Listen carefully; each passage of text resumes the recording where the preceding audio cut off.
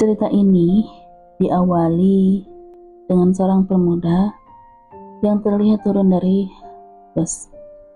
Kemudian pria yang berusia 24 tahun itu terlihat berlari menuju perusahaan tempat dia bekerja. Padahal dia itu memiliki seorang istri kaya raya. Bahkan dia itu kini bekerja sebagai OP di perusahaan keluarga istrinya. Ternyata dia itu tidak sedekat itu dengan istrinya. Namanya Jonathan. Dia dan istrinya yang bernama Luna tinggal satu rumah, tapi mereka tidak pernah tidur satu kamar. Bahkan mereka tidak pernah berhubungan badan. Selama 1 tahun ini, dia menjadi suami rahasia Luna, istrinya. Jonathan selalu saja dipandang rendah oleh keluarga istrinya. Dia itu selalu dihina oleh mereka. Ya, walaupun Luna sendiri tidak pernah menghinanya, hanya saja wanita itu selalu bersikap dingin.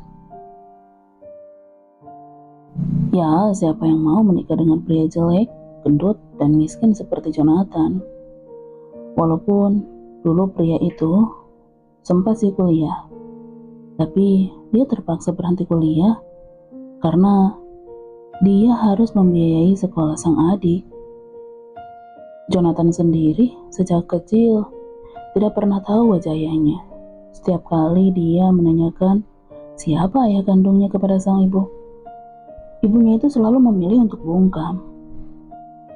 Sang ibu itu telah menjaga rahasia tentang ayahnya sampai menghembuskan napas terakhirnya. Di saat Jonathan yang masih berusia 19 tahun, sehingga dia yang harus menjadi tulang punggung keluarganya untuk membiayai sekolah sang adik dan juga kebutuhan sehari-hari mereka. Jonathan sadar betul Luna meminta menikah dengannya karena untuk menghindari perjodohan dengan Arga dan agar istrinya itu bisa menjadi CEO di perusahaannya, perusahaan milik keluarganya. Istrinya Luna memilih Jonathan menjadi suaminya itu karena dia memang sebenarnya tidak memiliki keinginan untuk menikah. Dan tentu dia juga tidak ingin jatuh cinta kepada siapapun. Dia meyakini dia itu tidak akan tertarik kepada Jonathan karena Jonathan adalah seorang pria yang buruk rupa. Kembali lagi ke Jonathan yang telah sampai di kantor. Dia terengah-engah karena kelelahan. Sampai-sampai keringat bercucuran membasahi dahinya. "Hei, gendut, kenapa datang terlambat?" bentak seorang leader OB kepada Jonathan. "Lain kali harus datang tepat waktu. Niat kerja nggak sih?" Kasihan hidup Jonathan yang memang selalu saja mendapatkan hinaan. Dia itu hanya bisa meminta maaf. "Maaf Pak, lain kali aku tidak akan datang terlambat lagi." Kasihan hidup Jonathan yang memang selalu saja mendapatkan hinaan. Dia itu hanya bisa meminta maaf. "Maaf Pak, lain kali aku tidak akan datang terlambat lagi." Maaf mulu dari kemarin. Kalau tidak niat kerja, ya lebih baik kamu. Leader OB tersebut tidak jadi meneruskan perkataannya. Begitu melihat ada sebuah mobil mewah berhenti di depan kantor. Rupanya dia berhenti mengomel itu karena Luna telah sampai di kantor perusahaan. Jonathan pun terperangah ketika melihat istrinya yang telah sampai di kantor. Dia itu dengan menggunakan mobil mewahnya, dia memang selalu sih dibuat terpesona dengan kecantikan sang istri. Mereka semua yang ada di sana segera berbaris dan berjajar dengan rapi sebagai bentuk hormat kepada sang CEO. Wah, mana Luna cantik sekali. Aku ingin sekali menjadi suaminya. Wanita seperti Nona Luna tidak akan sudi menikah dengan karyawan rendahan seperti kita. Semua karyawan pria yang ada di sana saling memuji kecantikan sang CEO cantik yang berusia 23 tahun itu. Mereka itu sama sekali tidak tahu bahwa seorang OB jelek dan gendut adalah suami dari wanita yang mereka bicarakan itu. Padahal Luna itu adalah istrinya, tapi wanita itu seakan jauh dari jangkauan Jonathan. Jonathan yang mendengar itu hanya bisa tersenyum memandangi sang istri yang tengah masuk ke dalam lift. Dengan diikuti oleh sekretaris pribadinya, bahkan Luna sama sekali tidak sedikit pun menoleh kepadanya. "Cepat minggir, untuk apa kamu melihat putriku seperti itu?" Perkataan itu membuat Jonathan terkejut. Dia baru menyadari bahwa mertuanya sedang berada di belakangnya. Saat itu, Tuan Abian berkata dengan pelan kepada Jonathan karena takut ketahuan oleh banyak orang. Tuan Abian sama sekali tidak sudi memiliki menantu seperti Jonathan. Seorang pria buruk rupa, jelek, miskin pula. Kemudian, Tuan Abian itu berkata dengan pelan kembali kepada Jonathan, "Cepat ceraikan putriku. Dia akan menikah dengan seorang pria yang lebih segalanya darimu. Kamu dan Luna bagaikan bumi dan langit. Luna tidak pantas memiliki suami jelek dan miskin seperti dirimu." Jonathan hanya bisa menundukkan kepalanya. Dia itu sadar betul siapa dirinya.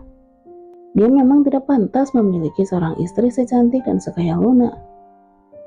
Tapi apakah dia salah jika dia mengharapkan cinta dari seorang wanita yang statusnya telah menjadi istrinya itu?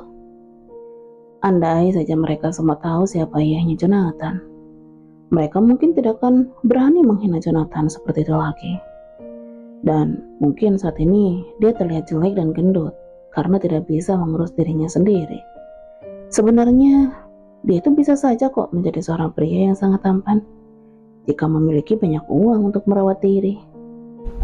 Hari ini di perusahaan itu sedang kedatangan tamu spesial. Tamu spesial tersebut adalah Arga. Arga itu seorang pria yang dulu hendak dijodohkan dengan Luna. Tetapi Luna malah menolak perjodohan tersebut. Dia itu memilih menikah dengan Jonathan, seorang OB di perusahaannya. Ceritanya 1 tahun yang lalu, Jonathan hampir saja dipecat oleh Luna karena sering masuk terlambat ke kantor. Karena sebenarnya saat itu, Jonathan harus menjaga adiknya yang sedang dirawat di rumah sakit, makanya sering datang terlambat ke perusahaan. Namanya Vanya.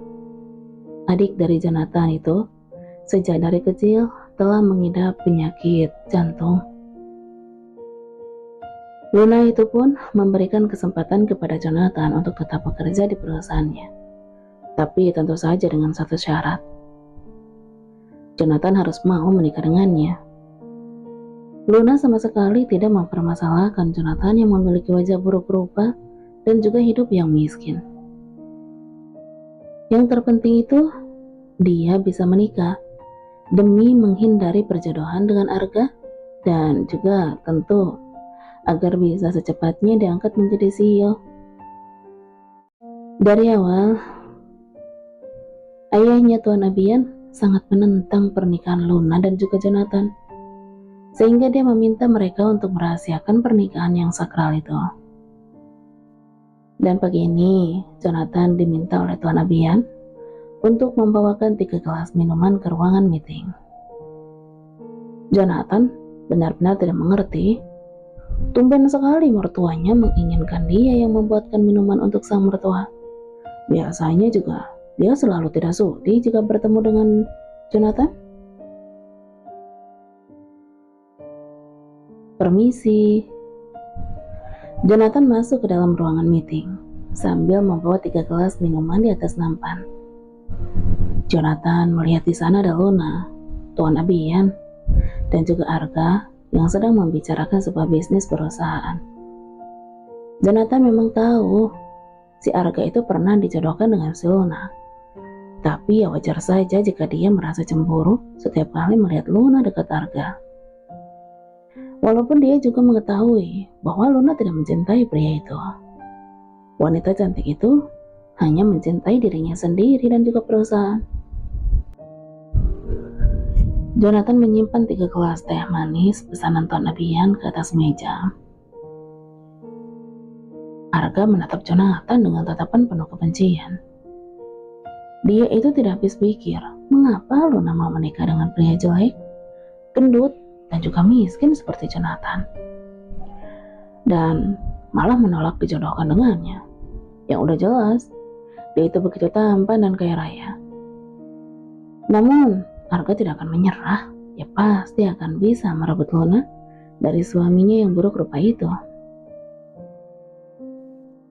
Tuan Abian segera mencoba sedikit teh manis buatan Jonathan. Kemudian dia meludah. Cih, teh manis macam apa ini?